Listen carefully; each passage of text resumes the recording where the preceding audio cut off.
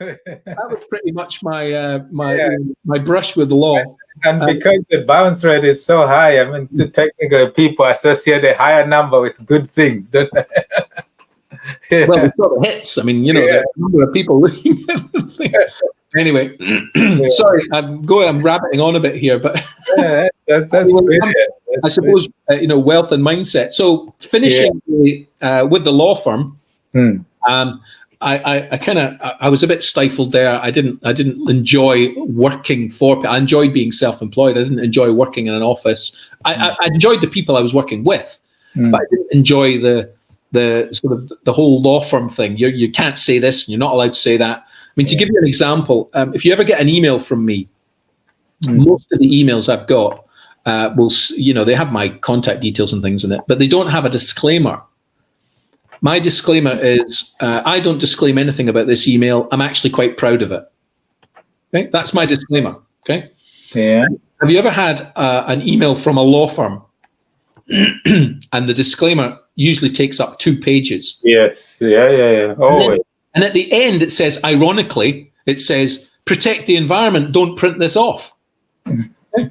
Well, that wasn't lost on me when I was at this particular law firm, because I remember I had to turn up at some meeting and I had to print off the last email that we had sent to somebody. Yeah. So I'd gone to the printer. That's another story completely. We got that sorted out immediately. But anyway, I'd printed off this email, and it had this, a couple of lines of information, but then this massive, disclaimer in color with a logo at the bottom of a pine tree saying, "Please protect the environment." Yeah. And I thought, that's just nuts. So I said to the managing partner and the others, "Look, we don't need a disclaimer." I'd investigated it. For a disclaimer to work properly, what should happen is you should get on your screen, instead of a subject line, you should get a disclaimer. And then you click on that and it shows you the disclaimer, and then you have to accept it. Now when we do GDPR and you go to visit a website and it says cookies, do you accept cookies? Yeah. That should happen before you open an email every single time. Now, can you imagine how frustrating that would be? Yeah. But that's how it should happen. Because what tends to happen is if you get an email and it's the email usually says, "This email has been sent in good faith," and blah, blah, blah, and it should have gone to this recipient. And if it hasn't gone to that recipient and it's gone to you by mistake, you must immediately delete it as if you haven't seen it. And let us know. And it's just full of rubbish, which you see anyway. Yeah. So I challenged this. I said, look, we should get rid of our disclaimer. All we need on there is contact details. This massive disclaimer needs to go. But they disagreed with me. They said, no, the Law Society insists on it. Yeah. So I went to see the Law Society to say, we don't need a disclaimer. Can you give us a decision on this, please? A judgment.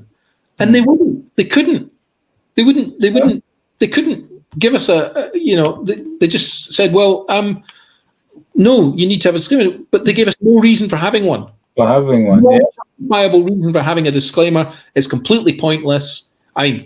Don't get me into my fights with the Law Society and challenging things, but things have always been such a way. I always like, well, why? Can we challenge it?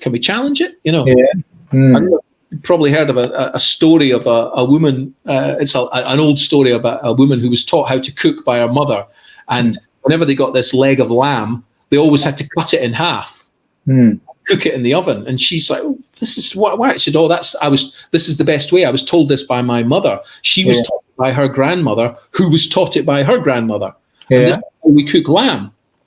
And so when she investigated, she found out the reason why they cut it in half is because the great grandmother had a tiny oven and only had one dish and couldn't had to cut it in half. But now ovens were bigger. They didn't need to cut the leg in half. They cut it in half. That's the way things have always been done, you see? Yeah. So whenever somebody says to me something like that, I was like, well, why? What's the reasoning behind it? Yeah.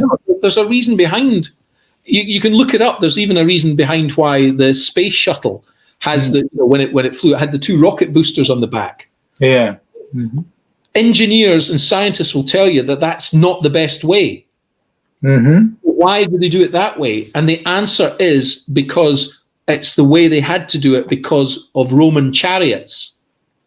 Uh, Space shuttle, it has these boosters because of Roman chariots. So in a brief nutshell, it's because the space shuttle flies from Cape Canaveral.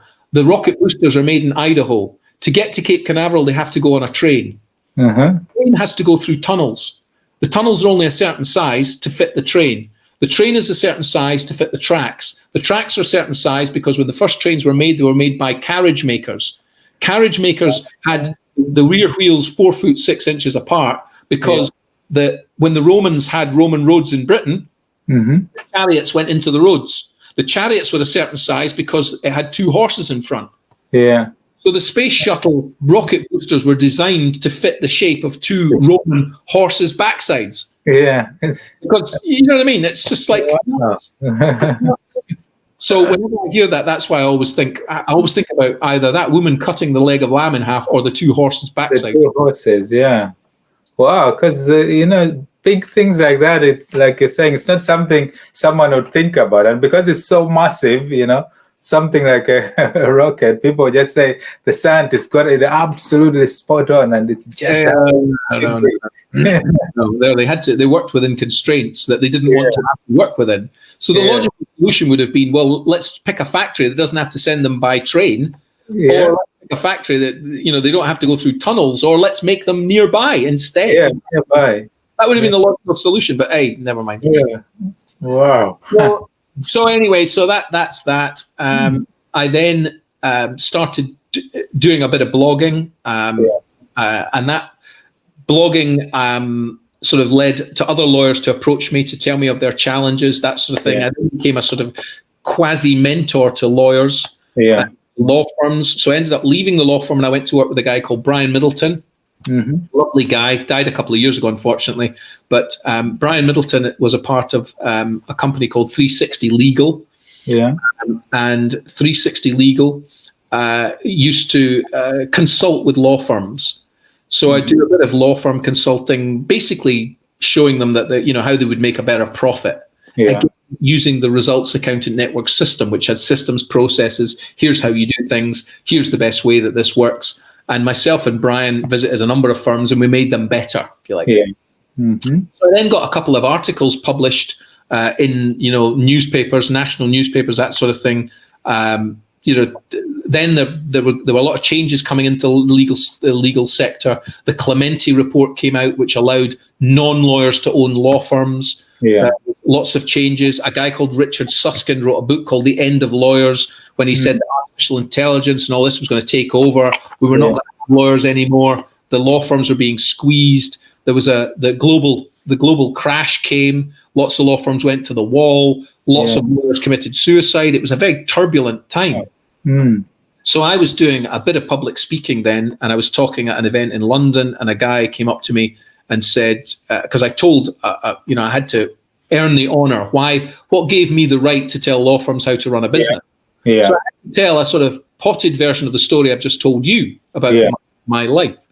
And he came up to me and he said, "You're in the wrong job. You should come and work with us. You'd be perfect." And that was a guy called Bill Morrow. And Bill Morrow, I think I originally met him at an event, at one of those events where you have stalls, not an Ideal Home exhibition event, but a huge event like that where lawyers go and people who serve lawyers and all that sort of go, and you have a stall, you have a stand there, and you talk to people about your firm and you talk about something else. I think I met him there. I was doing a talk at that, and his business had a stall there. So I got to him, and then he said, "You should come and work with us." And that was an organization called Angel's Den. And Angel's Den, largest angel investor group in the world, with thousands of investors. And basically, you put your business idea to them, and they will find investors who will support it. I did that for a number of years. I was approached by some who wanted to do Property Angel's Den, PAD as it was known. They wanted to get more involved in property. I then researched property online. I found some property training companies. I went on some training at property training companies. I liked what they had to say. It was great. I was invited by them then to do some talks about angel investing and property investing, and then talks around wealth and mindset. And then I invited to become a mentor. So I'm now mentor to several hundred people in groups and individually. I had a group call last night between 8 and 9. There were 12 of us in a group call, all about, mindset, all about values, vision, all about all that stuff. So, that's probably for another day. I'm conscious of the time here. Yeah. They're probably going, he's gone on a bit. He's rabbited on a bit, hasn't he? Yeah, absolutely. But you see what I meant when I was saying I can talk to you for days and days, and it's just so fascinating. I mean, your story. And it's usually when I do Q&As, a question usually triggers some event that's happened you can remember, or connecting people. I'm very much in favor of leverage. I think someone else who loves doing what they want to do. If I can't do it, I'd like someone else to do it. So whenever anybody contacts me, I'll nearly always know someone who will know the answer. Yeah, the answer. Yeah, who's quite good. I mean, I haven't even touched upon, in the law firm, we were going to do a thing called Just Do Law, which was a whole website. It was a massive website with all bits and pieces on it, and it meant you were a lawyer and you left the law firm, you could plug into this portal and have access to all the tools and things that lawyers needed, because they have money laundering and it's very complicated. But we set up a whole system called justdolaw.com, brought in suppliers. There was all the meetings around that led me to meet some wonderful people. Shout out to a company called Conscious Solutions in Bristol, who are absolutely brilliant at that sort of thing. Just loads software developers, things like that. And in the space of Angel's Den, you get lots of people coming with varied business ideas. I mean, as I sit on my desk right now, I've got quite a number of them. So we've got ideas around, or people looking for money around fishing quota, around university online training, around fuel poverty, around, where are we? Construction, e-viewing, research parks. We've got Hypervine, which is building site wearables. The property. We've got LinkedIn knowledge for organizations, so that if you're creating a team, you can pull this together using a company called SimSync. LNG Schools Online, metacarpal, prosthetic arms. There's tons of stuff that I have, a little bit of knowledge about tons of things, but I know the people that do is the main thing. So if you came to me and said something ridiculous like, I've got a friend who's got a prosthetic arm, but it costs him 20 grand, it's ridiculous. I know we can get that same prosthetic arm for 2 grand, and it's brilliant. And it means that if it gets broken or whatever it is, he can replace it dead quick. And it can be made with 3D printing. So I mean, my contacts are a bottomless pit of wonderful current up-to-date things, which I absolutely love. Anyway, there we go. That's brilliant. But with all these ideas and things, because it looks like you've got a sort of a vast network. I mean, doesn't that lead to sort of overwhelm or thinking like there's too much? Because that's what some people, in terms of looking at direction for themselves, they want to have one focus in a one particular thing, and they can work well with that. But how do you manage with just vast amount of knowledge and contacts and network? Well, I have people that work with me. I mean, there's Nick, there's Stuart, there's Ross, there's Maria that work. And although I'm doing mentoring, there's people that organize all of that. Callum organizes all of that. Joe organizes a lot of things there. Gia organizes a load of things. They organize everything. I just turn up. So speaking engagements or anything like that. Nigel Best and I have a podcast called How to Raise Money. I have another podcast which is called The Skills Stack. So I basically just deliver the content. I work with Paul O'Mahony when it comes to social media. Paul O'Mahony's a great guy. He's got a wonderful book called Rethink Social Media. Start earning money, how to make money. So I mean, I know him personally. Great guy. I'm doing a presentation for him this weekend online on Zoom. So these people organize everything, and I just turn up and do. You've organized this, Alex, and I'm just turning up and talking. One thing, I mean, I have a world record for talking. Yeah, absolutely. This world record. Some people will be saying he's obviously going for the record today. Yeah. I'm not. But I actually have I have a Guinness World Record for public speaking. For speaking, that's brilliant. But then you see, for you to turn up, you must have that prior knowledge of something to talk about, because to do all these things, it's about knowledge, isn't it? It is about. Yeah, of course, it's about knowledge. Remember, I mentioned earlier on about that driving thing. I found it. It's like. Yes. If you're going to drive, it's not don't have 5, it's don't have that 5th pint. No, don't have that 5th pint. So 4 is I do remember another one which said, if you're going to drive, don't have 5. So I do remember that.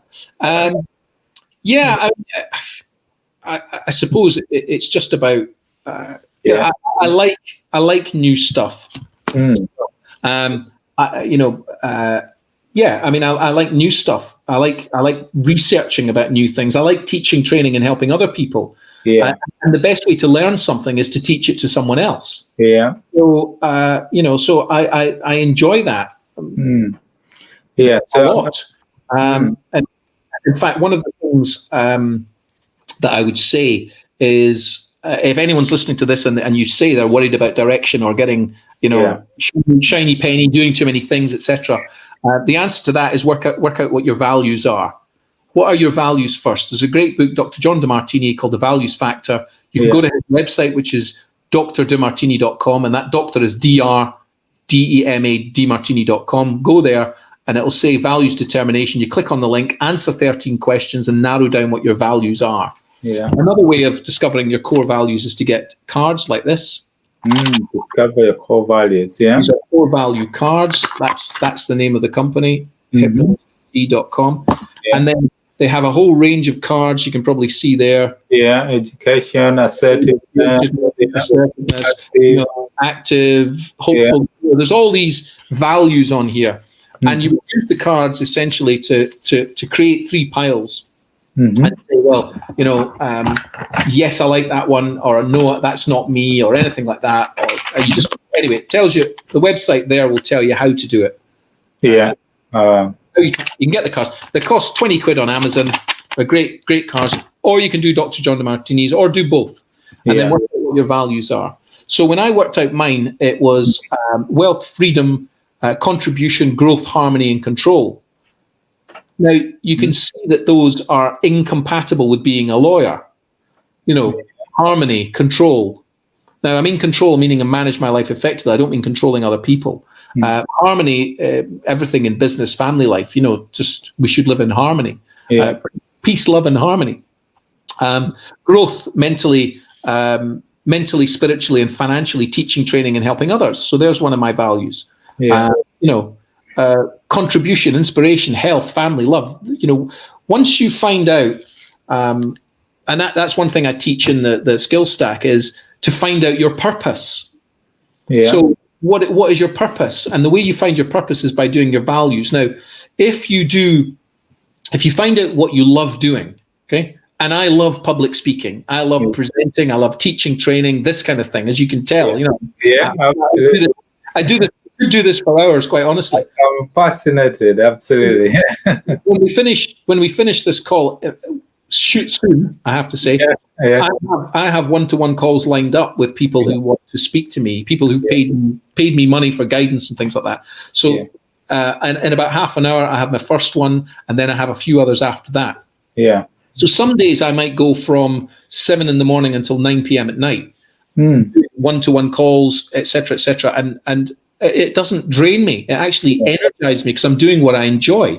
Yeah. So if you do what you love, if you're any good at it, and the measure of that is, if people ask you to do podcasts, if people ask you to do public speaking, if people ask you to do that, then they must think that you're quite good at it, regardless of what I think. Okay. Yeah, absolutely. So if you do what you love, if you're any good at it, if the world needs it, and if you can get paid for it, then that is your purpose. And I've seen lawyers go from being lawyers to doing something completely different, because by the time I'd had a chat with them and gone through a process with them, it's almost like, I don't know if you ever, there's a thing called Monty Python.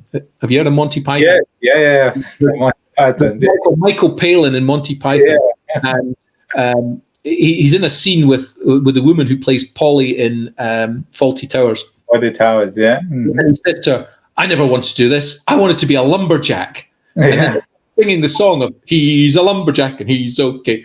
He has this transition of, I never wanted to do this. I only wanted to become a lumberjack. Yeah. Well, everybody has that within them to find out what it is that they want to do, and then they can cast off what they don't. I mean, I was a lawyer, good, by any definition, good paid job. Yeah. Parents love you when if you turn around and they're proud to say, "Oh, my son's a lawyer." Pick it on the wall. And it was the first time in my life that my parents actually said, "My son's a lawyer," and they could be proud of it. Yeah. And yet, I hated it. Yeah. I liked the idea of law. I hated the structures under which it operated, which really, really need a good shake-up. But I'm not the only one. There are loads, there are thousands, if not tens of thousands of people that are doing law because their parents wanted them to, or they felt under pressure, or whatever. I mean, my own wife was a lawyer. When I met her, she was a lawyer. Yeah. Sat down with her, she said, I never wanted to be a lawyer. My dad wanted me to be a lawyer. And I said, well, don't do law then. Yeah. Okay. So she went off to do some other things. And I'm speaking to a couple of people right now who are going through the same transition.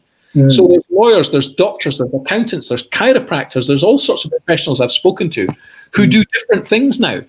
Yeah. They do carpentry, they do, they sell guitars worldwide online. They do all sorts of different things. They sell antique cars or just tons of things. In one of the podcasts that I have, Skill Stack Podcast, episode number 28, called 11 Excuses for Not Making Progress. But that episode is loaded with examples of people who are doing different things. Yeah, different things. But they're now doing it in line with their values. Yeah. They're doing what they love. Some people will get stuck on where they find out what their values are or what their passion is, but they can't think of ideas how to monetize it, for example. So, I mean, how can they think in those terms? Because people are looking for stability and an income, but if they like maybe singing or something and that's their passion, but they can't figure out how can they make it big in the same way that they are earning in their day-to-day job, for example. Yeah, well, I mean, the rules are the rules, but the guidance, the direction is that you find out what you love, first of all. Yeah. Are you any good at it is the next thing. Does the world need it, and can you be paid for it? So it's got to tick those boxes. So you'll have somebody who says, well, I love singing. And then, you see it on X Factor all the time. Somebody goes up and goes, yeah, and maybe they're younger and their parents are with them and they go, oh, yes, she's absolutely wonderful. And then she starts singing and you just think, that's just rubbish. You don't have a chance. Yeah. You've got to be realistic about it. Yeah. Remember, you love it, but does the world need it? Yeah, and you've got to be yourself as well. So what tends to happen is a lot of people will come on and they'll try and mimic somebody else. Yeah. The world doesn't need another person like that. They need, the world needs you. You've got different values. Everybody's got different values. Yeah. If they didn't, you wouldn't be necessary. So you've got to live to within what yours are and your authentic self. Not try and copy anybody else. Not try and mimic anybody else. Just be yourself. And you'll find that will attract and repel people in equal portions. Yeah. So to answer your question, to find out how you monetize something, in the last few weeks, I've had 3 or 4 people who've had this breakthrough where we've gone through a process. They've worked on their values. We've managed to narrow down what their values are. We work on their vision. We work on their financial targets. We work on their routine. And there's various other aspects that we work on over a period of about 8 weeks. Usually at about week 5 or 6, that's when breakthroughs occur. And that's what we're seeing now. It's because the thing about the skill stack, and this, I've learned this for many years of coaching people, and is most people come with the same challenges. So when people come to see me at an event as a mentor at a property event, or they book time with me, what they want is money. They think I am the access to money because I know a lot of investors and I know a lot of lenders and I have a process in place. So they come to me looking for money. But I say, well, what do you need the money for? what's that going to do for you? Do you enjoy what you're doing? Well, yeah, I like this strategy because it's, commercial conversions I like because it'll bring me a lot of money. Have you done any before? There's got to be credibility there. Are you any good at it? Remember? Do you love it? Are you any good at it? And I probe those areas, and most people, they don't know what they want. They know they want money, they want freedom, they want time, but they don't know how to get it. To get it. So the reason I deal with a lot of lawyers or professionals is because I was one. And if you're a lawyer or professional and you're earning a lot of money, you're in a gilded cage. You cannot give up the income because it won't support the lifestyle that you already have. Yeah. The house, the car, the kids at school, etc. So you've got a transition period. So how do you transition from one to the other? The other, yeah. And that's a process that has to be gone through, and I can't go through it now. But the breakthrough, though, is usually when somebody, I was talking to, give you a recent example from literally last week. Was a woman who was going through the process, and she said, look, I don't know, I'm a bit stuck. So I said, okay. So I went through, I have a number of questions that I ask. It's all about questioning. Yeah. Asking the right questions. So I have a number of questions I ask. And one of the questions, when she said, I don't know what my values are, I don't know what I'm going to do. And you ask, what are you surrounded by? What do you have on the wall? What do you spend your time doing? What do you spend your money on, et cetera, et cetera. But I said to her, what's your most favored item? What do you love most? And she just laughed. She went, oh, well, it's silly. I said, well, what is it? She said, it's a set of knives. I said, what kind of knives? She said, chef's knives, Sabatier, Solingen, those type of knives. They've got a black handle with 3 dots on it, and it's a beautiful blade, and it's engraved with her name. And she's now in her 40s, but she got these knives when she was 16 or 17. Loved cooking, okay? Yeah. And she said to me, and I absolutely love them. And I said, well, I have a set of knives because I used to have restaurants and I did cooking. I actually went to college, night school, to learn about cooking as well, and I got a set of knives and they're engraved with my name on them. And I said, I bet you I know what your most annoying, irritating thing is with knives. And she said, what? I said, if somebody puts them in the dishwasher.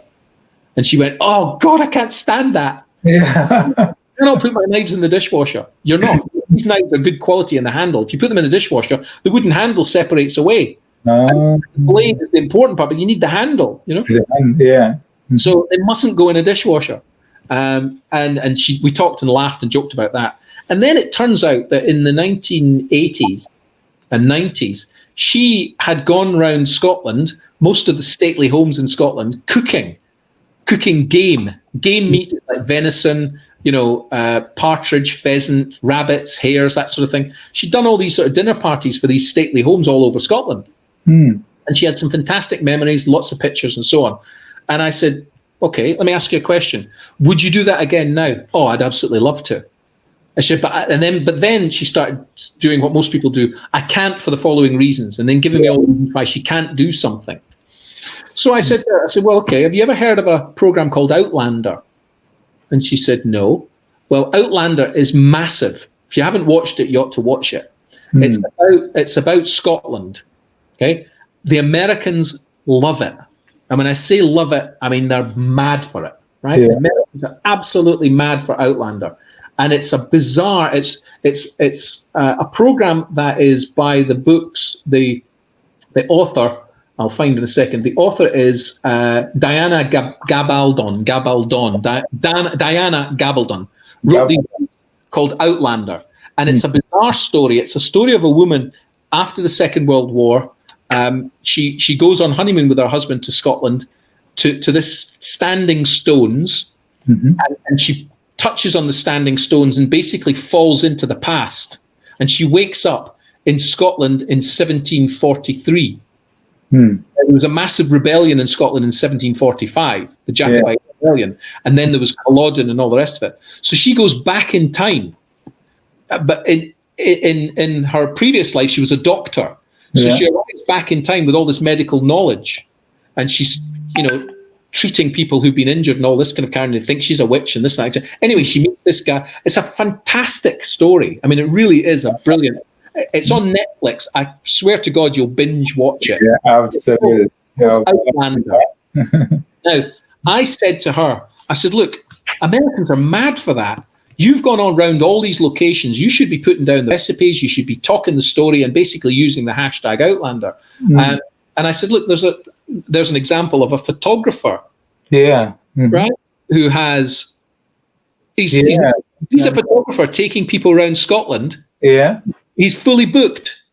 He's doing Outlander tours. He's now fully booked, taking people around Scotland. Yeah. Okay? So that's an example of someone doing what they love. And in Wanda Martini, he gives an example of a woman who is in her 40s. She's overweight. She loved dancing. Yeah. I can't be a dancer. He said, but you know all about dancing. So what she does is she did before the lockdown, she took people around the world to see. So she would take a bunch of rich Americans to Barcelona to watch the tango. Yeah. She'd take a bunch of rich Americans down to Buenos Aires to watch the tango. So she'd go to Barcelona to watch flamenco. She'd take people around the world because she loved traveling. So she loved travel. I know guys that are ex-military that take people on battlefield tours. Yeah. To the Falkland Islands. They get very well paid for it, that sort of thing. So they're doing what they love. And this woman, because of the lockdown, the woman in America that can no longer take people around these places, what she does now is she takes videos of Dancing with the Stars or Strictly Come Dancing, and she analyzes the videos in the same way that a football pundit would analyze a football game. Okay, yeah. If you ever watch Match of the Day, football, and at the end you get the two guys that sit there and they go, right, here's how the first goal was scored, and they show you where other players were out of position and so on and so on. I love that. I love watching that bit. Yeah. If you've ever watched Strictly Come Dancing, you'll see there's a judge in Britain called Craig Revel Horwood, and he's always tough. And someone goes out dancing, and the audience goes, "Yeah, that was brilliant." And then they come to the judges, and he goes, "Well, darling, that was just simply awful." And everybody starts booing. And then he gives them a score 6 out of 10, and you're like, "How did he give them 6 out of 10?" Well, what the woman does is she analyzes and shows you how the judges score. So she slow motions down the video and says, "Look at the position of the feet, or look at the position of the head or the hand, and it's wrong, and it should be here." And then she'll put 2 images up, and she'll show you an image of a professional dance couple in the proper position, and then a picture of the celebrity and the dancer, and you can see how it's all wrong. And she'll superimpose them on top of each other. Yeah. She said that's what the judges are looking for. Wow. She's doing that on Eventbrite, charging $30 a time and getting 200 or 300 people each time to log in. Wow. So, you see what I mean? Yeah. That's how you make money at something like that. Yeah. I mean, I've got tons of examples, but if you listen to that podcast, episode number 28 of the Skill Stack podcast, listen to that one, it will give you much more detail. Yeah. And anyway, really conscious of time. Because I have calls lined up. Absolutely. Just quickly, you've mentioned the Skill Stack and the other NGOs podcast as well. How else can people find you? They're looking for you. Social media, Facebook. Social. Yeah. I mean, my name, Ray McLennan. I'm on social media, so I'm on LinkedIn. Ray, I think it's at Ray_McLennan. I'm on Instagram at Ray McLennan. I'm also on at the Skill Stack. I'm on, I'm on Facebook as the Skill Stack. Yeah. The podcast is called How to Raise Money. Yeah. There's also Twitter, all the rest of it around how to raise money. So yeah, you'll get me through there. Yeah. Now, any emails that go to me will not necessarily come to me. There are people that will screen them out. So, but you will definitely get a response if you email me. Ray at raisingangelfinance.co.uk would be the most common one, or Ray at theskillstack.com. One of those. They will be seen by someone who will reply on my behalf. Because most of the questions are frequently asked questions. Yeah, okay, brilliant. Ray, we can talk all day, as you've said, but it's been an absolute pleasure, and thank you very much for coming on the podcast. I'm sure my head is just blowing up, thinking I haven't even touched a percentage of what you have to offer, and Well, I'm very happy to do it. Thank you for inviting me. It's like I say, it's always a pleasure to talk. Absolutely. Thank you very much. Enjoy the rest of the day, and we'll see you soon. Cheers. Bye. Thank you very much. Bye. Bye.